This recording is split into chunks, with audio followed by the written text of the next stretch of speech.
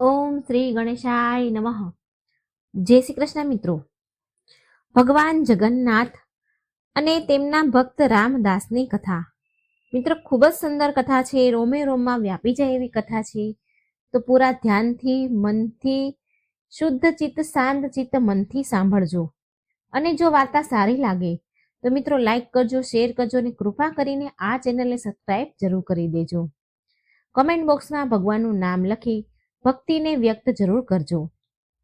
ઓમ નમો ભગવતે વાસુદેવાય. હર હર મહાદેવ. જય જગન્નાથ. ભગવાન તો ભક્તને આધીન છે, એ તો તમને આ વાર્તામાં જ સમજાશે. ખૂબ સુંદર મજાની હૃદયસ્પર્શી આ કથા છે. મારા ભક્ત મિત્રો, ચાલો કથા સાંભળીએ, તન મનને પવિત્ર કરીએ. અરે જગન્નાથજી મંદિર છોડીને જાય છે, પણ કેમ? બંગાળમાં એક ભક્ત રહેતા હતા. એનું નામ હતું રામદાસ. તેમનો નિયમ હતો કે દરેક એકાદશીએ તે બંગાળથી જગન્નાથપુરી ચાલીને જતા હતા. ત્યાં જઈને તે સવારે સમુદ્રમાં સ્નાન કરે, મહાપ્રસાદ લે અને રાત્રે શયન આરતી કર્યા બાદ મંદિરની બહાર બેસીને કીર્તન કરતા.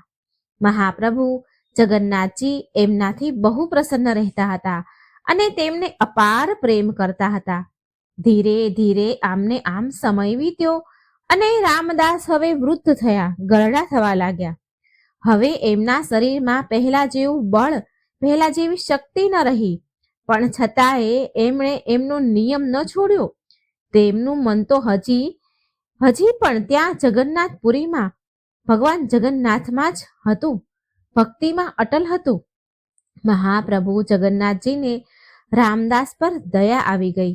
જ્યારે આવતી એકાદશીએ રામદાસ પુરી પહોંચ્યા અને કીર્તન કરી રહ્યા હતા, તો એમણે એના નેત્ર બંધ કરી પ્રભુ જગન્નાથજીનું ધ્યાન ધર્યું. ત્યારે એમના ધ્યાનમાં પ્રભુ જગન્નાથજી પ્રગટ થયા અને બોલ્યા કે રામદાસ, હવે તું પુરી મંદિર ન આવ્યા કર, મને બહુ કષ્ટ થાય છે, પીડા થાય છે. રામદાસ બોલ્યા, મહાપ્રભુ, તમને કષ્ટ થાય છે માટે હું સમજુ છું કે હવે આવું મારું અહીં આવું ઠીક નથી, પણ જો હવે આગલી એકાદશીએ તમે મારી સામે નહીં હોવ તો મારા પ્રાણ જ નીકળી જશે પ્રભુ. જગન્નાથજી બોલ્યા, ઠીક છે, તો એક કામ કરાય, એક કામ કરી શકીએ છીએ, જેથી તમારે પૂરી પણ નહીં આવવું પડે અને મારા દર્શન પણ કરી લેશો. રામદાસ બોલ્યા, અરે આ કેવી રીતે સંભવ છે મહાપ્રભુ? જગન્નાથજી બોલ્યા, હવે આગળની એકાદશીએ જ્યારે પૂરી આવો તો એક બળદગાડું લઈને આવજે, હું પણ તારી સાથે આવીશ તારા ઘરે. ત્યારે તું મારા દર્શન પણ કરી લેજે અને આખો દિવસ મને જોતો રહેજે અને હું તને જોતો રહીશ. રામદાસ બોલ્યા, અરે નહીં નહીં પ્રભુ, તમે સુખ શાંતિથી અહીં બિરાજો, હું આવી જઈશ, હું આવતો રહીશ, મને કોઈ કષ્ટ નહીં થાય પ્રભુ. નહીં રામદાસ, હવે તો મેં મન બનાવી લીધું છે.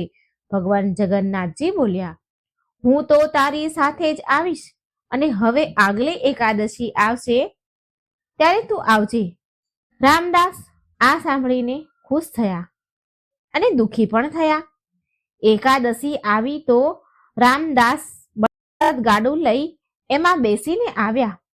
પંડાલના પૂજારી બધા બોલ્યા રામદાસને જોઈને, એ તો કાયમ આવતા એટલે એમને ઓળખે, એટલે રામદાસને જોઈને બોલ્યા, અરે રામદાસ, આજે બળદગાડામાં આવ્યા છો, કઈ વિશેષ છે કે શું?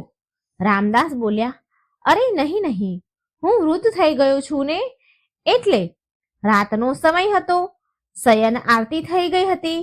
રામદાસ બેઠા હતા અને વાટ જોઈ રહ્યા હતા કે પ્રભુ ક્યારે આવશે. એટલામાં રામદાસ જુએ છે કે પિતાંબર પહેરીને માથા પર મોર પંખ લગાવીને સાક્ષાત મહાપ્રભુ જગન્નાથ મંદિરની બહાર આવી રહ્યા છે.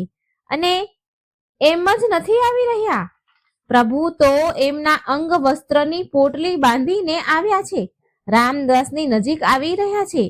રામદાસ બોલ્યા, પ્રભુ હજી વિચારી લેજો, જવું છે કે અહીં રોકાવું છે, જગન્નાથજી બોલ્યા, હવે તો મેં પાક્કું કરી લીધો છે, પાક્કો નિર્ણય છે મારો, હું તો તારી સાથે જ આવીશ. રામદાસ મનમાં વિચારી રહ્યા હતા કે હું તો ના કહી રહ્યો છું, પણ હવે જો ભગવાનને જ આવું છે મારી સાથે તો કઈ વાંધો નહીં. પછી ભગવાન અને રામદાસ બળદગાડા પાસે આવ્યા તો જગન્નાથજી બોલ્યા કે આ બળદ તો ગરડા થઈ ગયા છે રામદાસ, જો હું આ ત્રિલોકનો ભાર લઈને ગાડામાં બેસીશ તો આ બળદ અહીંથી જ વૈકુંઠ ચાલ્યા જશે. રામદાસ બોલ્યા, મહાપ્રભુ, મને આ જ બળદ ગાડું મળ્યું તો હું આ લઈને આવ્યો, હવે આનાથી કામ ચલાવી લો પ્રભુ. જગન્નાથજી બોલ્યા, ઠીક છે. જેવું તેમણે બળદ ગાડા પર હાથ ફેરવ્યો તો બંને બળદ તંદુરસ્ત થઈ ગયા, એકદમ સ્વસ્થ થઈ ગયા. જગન્નાથજી બોલ્યા, રામદાસ, બળદ ગાડું તો હું ચલાવી લઈશ, આ મારું કામ છે, મારા કામનું છે. રામદાસ બોલ્યા, નહીં નહીં પ્રભુ, હું ચલાવીશ, તમે બેસો. જગન્નાથજી તો માન્યા નહીં અને બોલ્યા, નહીં, ગાડું તો હું જ ચલાવીશ, તું બેસી જા. સામે બળદ ગાડું હાંકનાર સ્વયં દ્વારકાધીશ હતા અને પાછળ બેઠા હતા સીધા સાદા રામદાસ. હવે પુરી મંદિરમાં જેવો મંગળા આરતીનો સમય થયો તો મંદિરના પૂજારીઓ, પંડાલના પૂજારીઓ મંદિરમાં આવે છે તો એમણે જોયું કે મંદિરના ગર્ભગૃહમાં બલરામ અને સુભદ્રાજીની મૂર્તિ છે પણ જગન્નાથજીની મૂર્તિ નથી. તો જગન્નાથજી ક્યાં ગયા?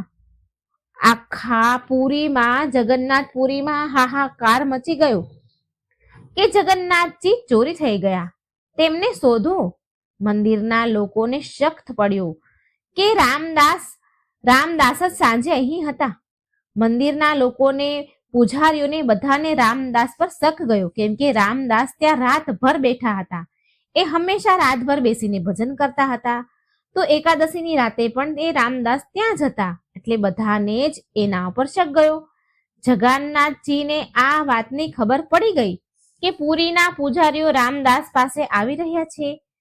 જગન્નાથજી અને રામદાસ હજી પુરીની સીમાથી બહાર નીકળ્યા ન હતા, એટલે જગન્નાથજી બોલ્યા, રામદાસ, તું મને ક્યાંક સંતાડી દે, પુરીના પૂજારીઓ આવી રહ્યા છે તને શોધવા માટે, તારી પાસે મને શોધવા માટે. નજીકમાં એક તળાવ હતું, તેની અંદર એક ગુફા જેવું સ્થાન બનેલું હતું. તો રામદાસે જગન્નાથજીને ત્યાં સંતાડી દીધા, પણ જગન્નાથજીની પીતાંબરીનો એક ટુકડો બળદ ગાડામાં રહી ગયો. હવે પૂજારીઓ રામદાસને શોધતા શોધતા પહોંચી ગયા રામદાસ પાસે, એ બળદગાડા પાસે. રામદાસની અને ગાડાની એને તપાસ કરવા લાગ્યા બધા જ.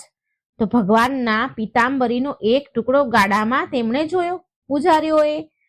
તો કઈ પૂછ્યા કર્યા વગર જ બધા રામદાસ પર તૂટી પડ્યા, રામદાસને મારપીટ કરવાનું શરૂ કરી દીધું. એટલામાં તળાવમાંથી અવાજ આવ્યો કે અરે મૂર્ખાઓ, તમને શું લાગે છે મને કોઈ મારી મરજી વિના લઈ જઈ શકે છે? નહીં નહીં, હું જાતે જ ચાલીને આવ્યો છું, મારી મરજીથી આવ્યો છું. ત્યારે બધાએ જોયું કે જગન્નાથજીના શ્રી અંગોમાંથી લોહી વહી રહ્યું છે અને પૂરું તળાવ લોહી થઈ ગયું છે. આ જોઈ બધાએ ક્ષમા માંગી, જગન્નાથજીની માફી માંગી કે મહાપ્રભુ માફ કરો. મહાપ્રભુ બોલ્યા, નહીં, તમને ક્ષમા નહીં મળે, જાઓ અહીંથી, મારા ભક્તને મારો છો, તમને શરમ નથી આવતી? પછી જગન્નાથજી રામદાસ સાથે તેમના ઘરે ચાલ્યા ગયા. થોડા દિવસ બાદ ફરીથી આવ્યા. રામદાસને શોધતા રામદાસ પાસે પેલા પૂજારીઓ, રામદાસના ઘરે ભગવાન જગન્નાથજી હતા, એટલે પૂજારીઓ ફરી શોધતા ત્યાં પહોંચી ગયા. પુરી મંદિરના પૂજારીઓ અને મહાપ્રભુને બોલ્યા, કહે છે કે હે મહાપ્રભુ, તમે તો અહીં આવી ગયા, પણ અમારી રોજી રોટી કેવી રીતે ચાલશે? અમારું પેટ કેવી રીતે ભરાશે? ભગવાન જગન્નાથજી બોલ્યા, આ જ અંતર છે મારા ભક્તમાં અને પાખંડી ભક્તોમાં, ઢોંગી ભક્તોમાં. પછી જગન્નાથજી બોલ્યા, ઠીક છે, હું મારા વજન બરોબર, મારા ભાર બરોબર તમને લોકોને સોનું આપી દઈશ. પૂજારીઓ તો મને મન ખુશ થયા અને એક બાજુ જઈને ગુપસુપ કરવા લાગ્યા, ચર્ચા કરવા લાગ્યા કે જગન્નાથજી તો બહુ ભારે છે, એમના ભાર બરાબર સોનું મળશે તો આપણને ઘણું સોનું મળશે. પછી જગન્નાથજી રામદાસને કહે છે, રામદાસ, સોનાની વ્યવસ્થા કરો. રામદાસનું તો મોઢું ઉતરી ગયું. રામદાસ બોલ્યા, પ્રભુ, મારી પાસે કઈ છે જ નહીં આપવા માટે, હું ક્યાંથી લાવીશ આટલું બધું સોનું? જગન્નાથજી બોલ્યા, ચિંતા ના કરો રામદાસ, તમારી પત્નીના નાકમાં એક સોનાની વાળી છે ને, નથ છે ને, એ લઈ આવો અને એક તુલસીનું પાન લઈ આવો. આગળ હું બતાવીશ, અંતે હું પરમાત્મા છું. પછી ભગવાનને ત્રાજવામાં તોલવામાં આવે છે તો એક બાજુ જગન્નાથજીને બેસાડ્યા અને એક બાજુ તુલસી પત્ર અને સોનાની વાળી મૂકી. તો ભગવાન જગન્નાથજી સોનાની વાળી કરતા પણ હલકા થઈ ગયા, ઓછા વજનના થઈ ગયા. બધા પંડાલના પૂજારીએ કહ્યું, અરે આ શું? એક સોનાની વાળી કરતા પણ ભગવાન હલકા થઈ ગયા? ભગવાન જગન્નાથે સોનાની વાળી અને તુલસી પત્ર પૂજારીઓના હાથમાં મૂક્યું અને પંડાલના પૂજારીઓને કહ્યું કે લો, લઈ લો, તમારું જીવન ગુજરાન ચલાવવાનું ધન લઈ લો, તમને તો ધન જ જોઈએ છે ને. ભગવાન જગન્નાથે એ સોનાની વાળી એમને આપી. હવે પૂજારીઓનું તો માથું શરમથી ઝૂકી ગયું, બોલવા જેવું કઈ રહ્યું જ નહીં અને ખાલી હાથે પૂરી પાછા આવી ગયા. ભગવાનને કોઈ બાંધી નથી શકતું, પણ પ્રેમના વશમાં થઈને ભગવાન સ્વયં બંધાઈ જાય છે. એ આ વાર્તામાં એ આપણે જોયું. જય જગન્નાથ. તો મિત્રો, આ ભગવાન જગન્નાથની ખૂબ સુંદર કથા હતી, ભક્તિની હતી, પ્રેમની હતી. જો તમને વાર્તા ગમી હોય તો વિડીયોને લાઈક કરજો, શેર કરજો અને ચેનલને સબસ્ક્રાઈબ કરવાનું ભૂલશો નહીં. જય શ્રી કૃષ્ણ. રાધે રાધે. Thank you.